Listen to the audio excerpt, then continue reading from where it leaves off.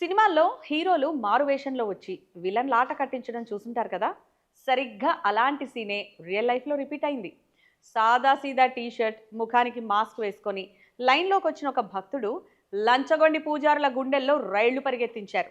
తమిళనాడులోని ప్రముఖ పుణ్యక్షేత్రం తిరుచెందూర్ సుబ్రహ్మణ్య స్వామి ఆలయంలో విఐపి దర్శనాల పేరిట కొందరు పూజారులు భక్తులను పీల్చి పిప్పి చేస్తున్నారు. 4,000 నుంచి 10,000 రూపాయల వరకు వసూలు చేస్తున్నారనే ఫిర్యాదులు రావడంతో ఆ రాష్ట్ర దేవాదాయ శాఖ మంత్రి రమేష్ రంగంలోకి దిగారు.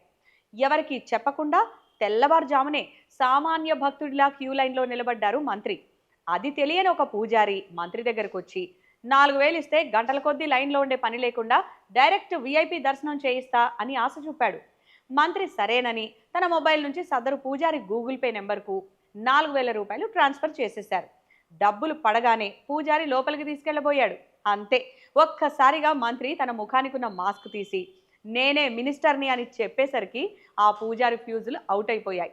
దేవాదాయ శాఖ అధికారులు వెంటనే అతన్ని అదుపులోకి తీసుకోగా తప్పు ఒప్పుకుంటూ పూజారి స్వయంగా క్షమాపణ లేఖ రాసిచ్చాడు. మరి ఈ ఘటన తర్వాత ఆలయంలోని అవకతవకలపై మంత్రి సమగ్ర విచారణకు ఆదేశించారు.